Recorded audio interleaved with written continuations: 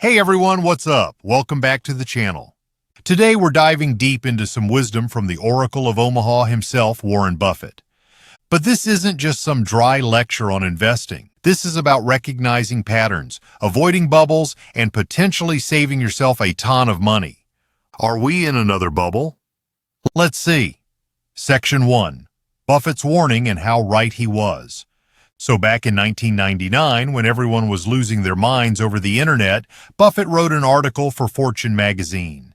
In it, he basically said, hold on a second. Don't expect the stock market to keep going crazy forever. He predicted that future returns would be closer to 6% annually, maybe even lower. People thought he was nuts. Everyone was convinced we'd see 12% gains every year for the next decade. Can you believe it? But guess what happened?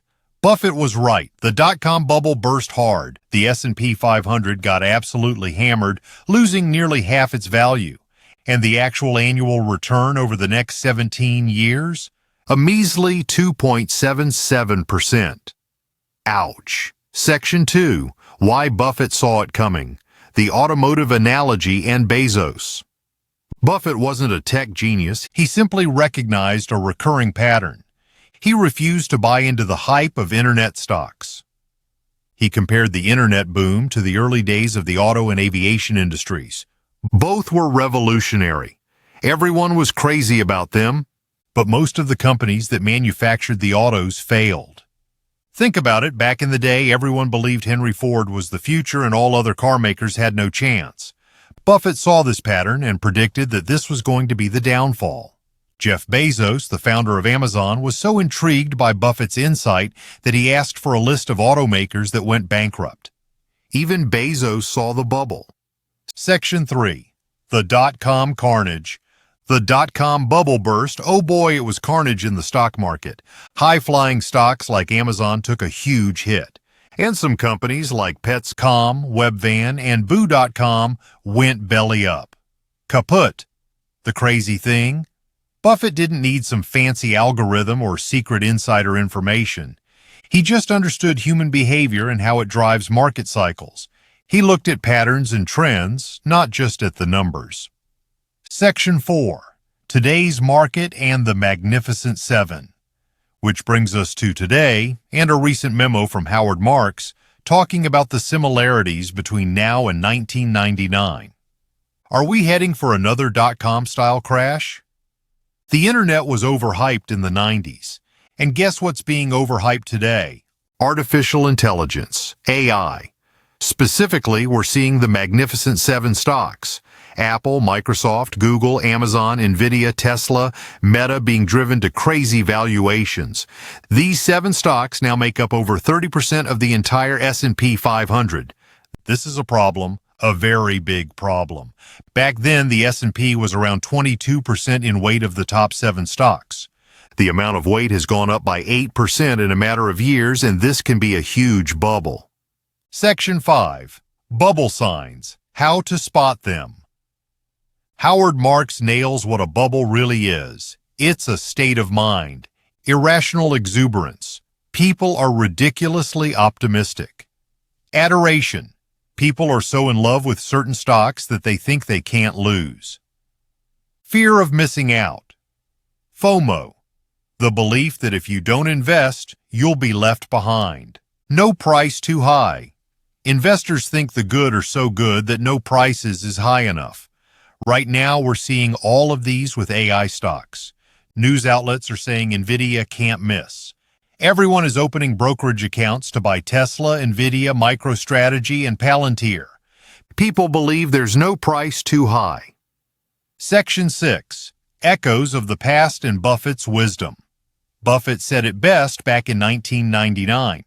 Once the bull market gets underway and once you reach the point where everybody has made money, no matter what system he or she followed, a crowd is attracted into the game that is responding not to interest rates and profits, but simply to the fact that it seems a mistake to be out of stocks. People aren't looking at fundamentals anymore. They're just afraid to miss out. So what does this all mean? Am I saying to sell everything and hide under a rock? No. But it's time to be cautious. Time to do your research, understand what you're investing in, and avoid the hype. Most investors are naturally optimistic, and that's not a bad thing. But sometimes that optimism can lead to some pretty wild expectations. Imagine this. Back in the late 90s, right before the dot-com bubble burst, a survey showed newbie investors, people with less than 5 years in the market, were expecting annual returns of, get this, 26% over the next decade. Even seasoned investors with 20-plus years under their belts were anticipating a cool 13%. Sounds amazing, right? But here's the kicker. Over that actual 10-year period, they ended up with a negative 20% return, not counting dividends. Ouch. Now, I'm not saying a crash is imminent, nobody can predict the future, but it's vital to recognize similar trends, especially when we're talking about hype-fueled markets. Howard Marks, a legendary investor, talks about this in his memos and points out that bubbles often bubble up around brand new technologies or innovative ideas. Newness and the lack of historical tether. Think about it. He notes examples like the Nifty 50 stocks of the 1960s, disk drive companies in the 80s, the dot-com craze, and even subprime mortgages. We think of the tulip mania of the 1630s, that weird South Sea bubble in England, all driven by the idea that some new thing was a surefire path to incredible profits. This happens because we like to compare current valuation to how things have been valued in the past. For example, if a country is attracting unusually high valuations, investors can say things like, well, in the past, those stocks have never sold at more than a 20% premium or something similar. The history, in a way, serves as a psychological tether, which in reality stops things from getting too out of hand. But what happens when something is completely new? There's no history to compare it to. No anchor to keep expectations grounded. That's when things can get really crazy. The Emperor's New AI Clothes. An analogy. This reminds me of the classic tale, The Emperor's New Clothes. Imagine a con artist selling the Emperor a beautiful suit of clothes only visible to intelligent people. Of course, there is no suit. The Emperor parades around naked and everyone's afraid to admit they can't see anything because they don't want to look dumb. Until a little kid, without any fear of judgment, shouts out, "But he's got no clothes on." That's what's happening in today's market. People would rather go along with a shared illusion because it seems to be making everyone money. Think back to 1999 in the internet stocks. A lot of the AI hype is the Emperor's new clothes. So how do you avoid getting caught in the AI stock bubble or any other hype-driven mania? Howard Marks has 3 guiding principles that he uses. It's not what you buy, it's what you pay that counts. Are you paying a reasonable price, or are you caught up in a bidding war driven by FOMO, fear of missing out? Good investing doesn't come from buying good things, but from buying things well. A fantastic company can still be a terrible investment if you overpay for it. There's no asset so good that it can't become overpriced, and few assets so bad that they can't get cheap enough to be a bargain.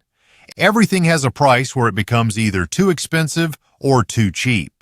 The grain of truth and why bubbles are tricky. Here's the tricky part. There's usually a grain of truth at the heart of every bubble. In 1999, the hype that the internet would change the world was correct, and most of us agree that artificial intelligence will revolutionize our lives. The fact that the internet did change the world didn't stop most internet stocks from becoming worthless. And despite pretty much everyone owning a car, it didn't stop almost all auto manufacturers from going bankrupt. AI's current reality. Today, investors are pouring money into a handful of tech stocks, betting that they will dominate the AI age. But with the exception of NVIDIA, which is selling the AI hardware to everyone else, these companies aren't actually making any money from AI yet. The Buffett perspective, long-term value. So should you sell everything and run? Absolutely not.